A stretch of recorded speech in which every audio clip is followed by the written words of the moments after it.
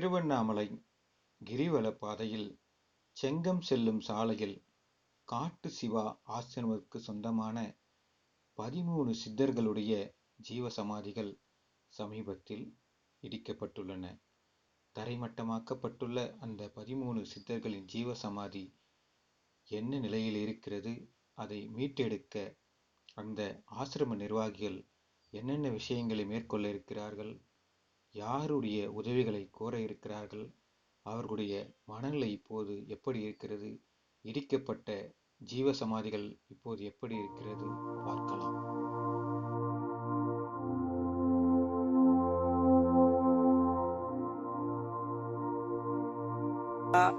ஜீவசமாதி எல்லாம் தரைமட்டமா எடுத்துட்டு இருக்கிறாங்க. அதான் இடிக்கும் போது பகல்ல இடிக்கல, இரவோடு இரவா இடிச்சுட்டாங்க.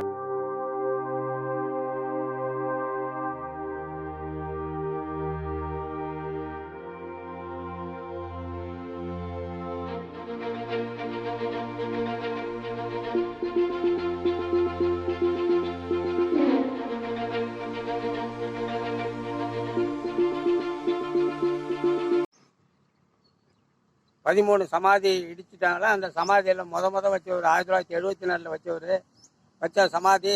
அவர் பேர் வந்து கிருஷ்ணமாச்சாரி. அவர் மனைவி தங்கம்மா. அடுத்தது வந்து நித்யானந்தத்துக்கு அடுத்தது தனக்கோட்டி அடுத்தது கோவிந்தசாமிக்கு அடுத்தது சந்திராமாவுக்கு அடுத்தது கரடி பாஸ்கர், அடுத்தது வேலூர் சீனிவாசன், அடுத்தது மணிசாமியார், அடுத்தது வந்து பழனி அண்ணன் பழனிசாமி, அடுத்தது வந்து ராஜாராம், சுரேஷ், அப்புறம் அடுத்தது வந்து மணி. இவர்கள் தான். அடுத்தது வந்து நம்ம கிருஷ்ணானந்தா.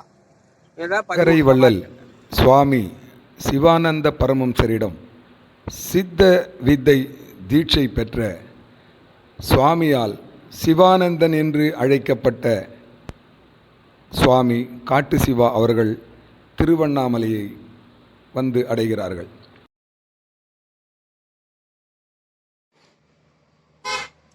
ஆத்மஸ்காரம். ஆத்மபிதா சிவானந்த துணை. இது இந்த காட்டு சிவா இடம் வந்து 1955 காட்டு சிவா சொந்தமாக வாங்கின இடம். வந்து 1974 2021 வரைக்கும் ஜீவ சமாதிகளை 13 சமாதிகளை வைத்திருக்கிறோம். இந்த 13 சமாதி இருக்கிற இடத்துல மாதம் நாங்கள் வந்து கார்த்திகை தினத்தன்று ஜபம் செய்வோம். அந்த சமாதிகளுக்கெல்லாம் விளக்கு போட்டு பூஜை செய்வோம். இதுதான் எங்கள் வேலை. காட்டு சிவா சித்த வித்யா அபியாச நிலையம் 1974 இங்கே நடந்துட்டு இருக்குது. இந்த இடம் வந்து செங்கல் ரோடுலையும் இந்த செங்கல் ரோடு போகிற வழியில் 6 ஏக்கரா 81 சென்ட் இருக்குது. அதே சமயத்தில் கௌதமாசிரமத்திலேருந்து இப்படியும் இந்த பக்கம் தூர்வாசர் கோயிலுக்கு வந்தால் இந்த இடம் இருக்குது. இந்த இடத்த வந்து நாங்கள் வந்து 1955 பாதுகாத்துன்னு வருகிறோம். சாமியினுடைய இடம் இது, காட்டு சிவாயோடைய இடம்.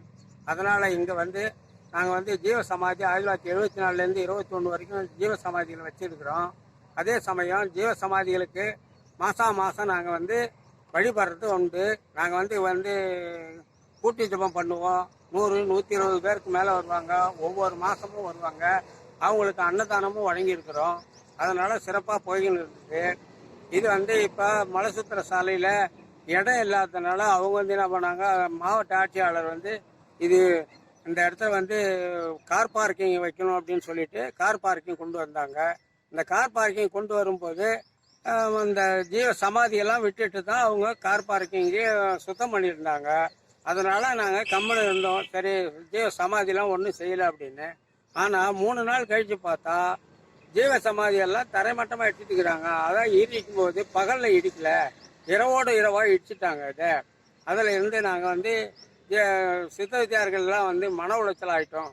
பெரிய மன உளைச்சல். இதனால் ஐயோ ஜீவ சமாதிலாம் எடுத்துட்டாங்களே அப்படின்னு சொல்லிட்டு திருவண்ணாமலையில் தமிழ்நாடு பூரா இருந்து எல்லா சித்த வித்தியார்த்திகளும் வந்துட்டாங்க. வந்துட்டு கலெக்டர்கிட்ட போய் நாங்கள் மனு கொடுத்தோம். கலெக்டர் வந்து நீங்கள் வந்து உங்கள் சமாதி இடத்த மட்டும் நாங்கள் வந்து ஒன்றும் செய்யலை, சேரி கார்டு போட்டு கொடுக்குறோம் அப்படின்னு சொன்னாங்க.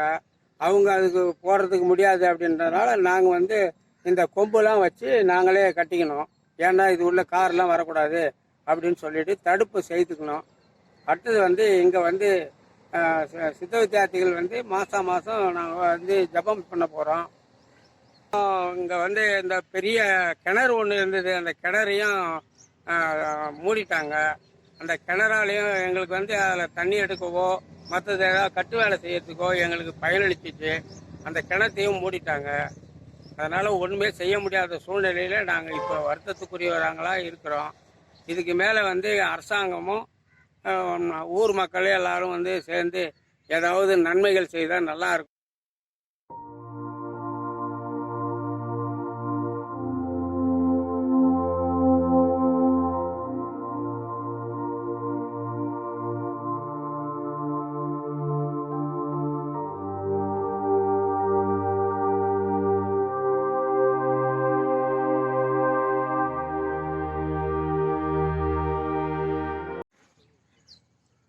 அனைவருக்கும் ஆத்மா வணக்கம்.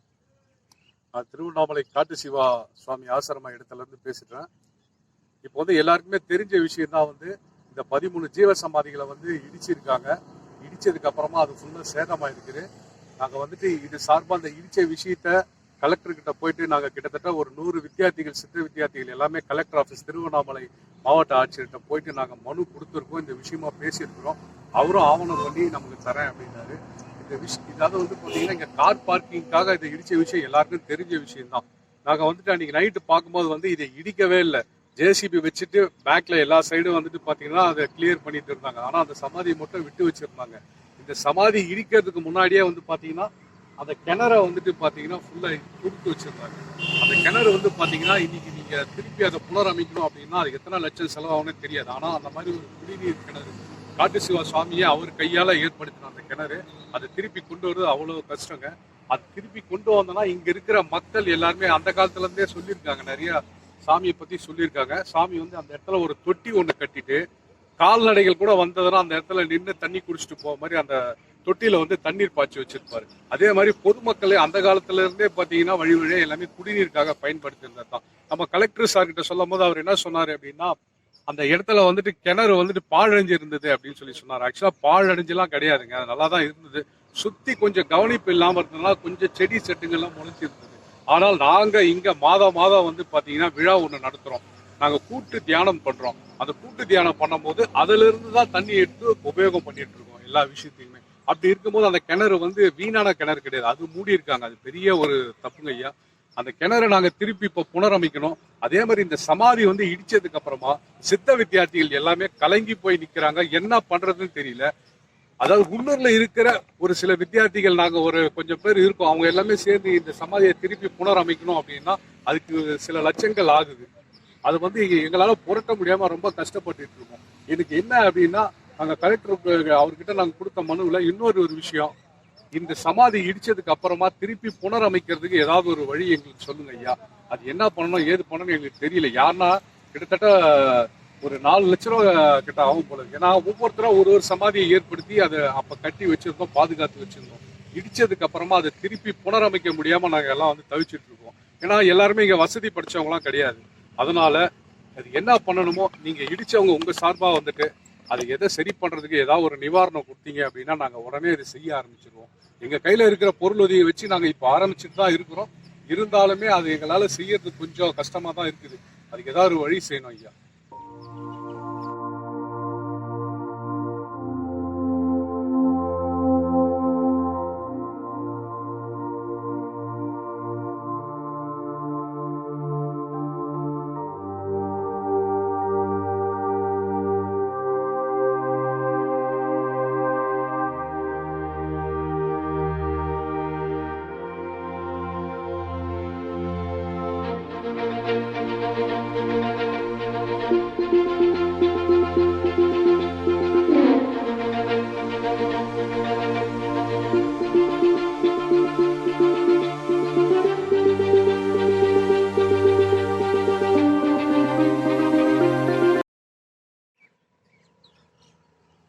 ஆத்மா நமஸ்காரம். ஆத்மா விதா துணை. இது வந்து காட்டு சிவாவுக்கு உட்பட்ட இடம். இது 13 ஜீவ சமாதிகள் இருந்தது. வருடம் வந்து தீபத்துக்காக கார் பார்க்கிங் விடுவாங்க. இது வந்து 20 வருட காலமாக நடந்து வந்துட்டு இருக்கு. அப்படி இருக்கும்போது இவங்க வந்து சுத்தம் பண்ணும்போது, பகலில் சுத்தம் பண்ணும்போது இது எப்பயும் செய்கிற வேலைன்னு நினச்சிட்டு எல்லாருமே கம்முன்னு இருந்தோம். திரும்ப இரவு வந்து இதை எல்லாத்தையும் தரமட்டமாக 13 ஜீவ சமாதிகளும் இடிச்சிட்டாங்க. இதை வந்து கலெக்டர் ஐயாவுக்கு வந்து நாங்கள் மனு கொடுத்துருக்கோம். அவங்க வந்து திரும்ப சீரமைச்சு தரேன்னு சொல்லியிருக்காங்க. மேலும் சித்த வித்தியார்த்திகள், ஊர் பொதுமக்கள் இது எல்லோரும் வந்து ஒன்று சேர்ந்து இந்த ஜீவ சமாதிகளை திரும்ப சீரமைக்குமாறு பணிவுடன் கேட்டுக்கொள்கிறோம். இந்த ஜீவ சமாதிக்கு உட்பட்ட இடத்த வந்து யாருன்னு தெரியல. இந்த பேனரு இதை சுற்றி உள்ள இடத்த வந்து அப்பப்போ வந்து இதை வந்து துன்புறுத்திட்டு இருக்காங்க. இந்த ஜீவ சமாதி உள்ள இடம் வந்து காட்டு சிவாவுக்கு சொந்தமான இடம். இது வந்து 6 ஏக்கர் 83 சென்ட் இருக்கு. இதுக்கான பட்டாக்கள் எல்லாமே வந்து கரெக்டாக இருக்குங்க. இதை வந்து இந்த கான்ட்ராக்டுக்காரங்க இடிச்சிட்டேன்னு சொல்லி சொல்கிறாங்க. ஆனால் இது வரைக்கும் எல்லாமே இதை வந்து துன்புறுத்திட்டு தான் இருக்காங்க. நாங்கள் வந்து இந்த வழிபாடு பண்ணிகிட்டு இருக்கோம். இதை வந்து எங்களை வந்து மேலும் மேலும் எங்களை ரொம்ப கஷ்டப்படுத்துகிறாங்க. ஒரு ஜீவ சமாதி இருக்குன்னா அண்ணாமலையார், திருவண்ணாமலையில் வந்து அண்ணாமலையார் முக்கியம். அதே மாதிரி சித்தர்கள் வழிபாடு, இந்த வழிபாட்டுக்குரிய இதை வந்து அதோட அருமை தெரியாமல் இது பாதிக்கப்பட வச்சுட்டாங்க.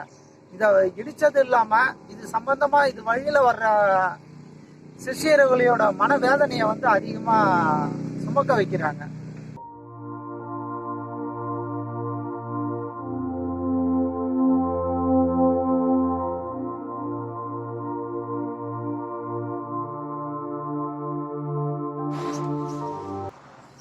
வணக்கம், என் பேர் பாபு.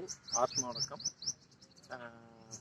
இந்த இடத்துக்கு சம்பந்தம் இல்லாத ஆளுகள், நபர்கள் இந்த இடத்தை ஆக்கிரமிப்பு செய்வதற்காகவும் சில அத்துமீறல் செயல்கள் நடத்தப்படுகிறது. போலீஸ் எல்லாரும் சேர்ந்து இந்த இடத்தை எங்களுக்கு மீட்டு தருமாறு பணிவன்புடன் கேட்டுக்கொள்கிறோம். இப்படி ஒரு நிலை சித்தர்களுக்கு வந்திருக்கு அப்படின்னு சொன்னால் இது வந்து மிகப்பெரிய கேள்விக்குறியாக இருக்குது. இதை மாவட்டத்தின் நிர்வாகம் உடனடியாக இதை தலையிடணும். இந்த ஜீவசமாதியில் இடித்தவர்கள் மீது கண்டிப்பாக நடவடிக்கை எடுக்க வேணும். இந்து முன்னணி இன்றிலிருந்து இந்த இடத்திற்காக இங்கேருந்து போராட்டக்களமான இந்து முன்னணி இங்கிருந்து போராட்டத்தை இந்த இடத்துக்காக எந்த ஒரு காலத்தில் நாங்கள் விட்டு கொடுக்க மாட்டோம் என்று கூறி இந்த இடத்துல இருந்து போராட்ட தொடங்குகிறது இந்து முன்னணி. இந்த விஷயத்தை விட மாட்டோம் அப்படின்ட்டு உங்கள் முன்னாடி பதிவு செய்கிறேன். அருண்குமார், மாவட்ட பொதுச் செயலாளர், இந்து முன்னணி.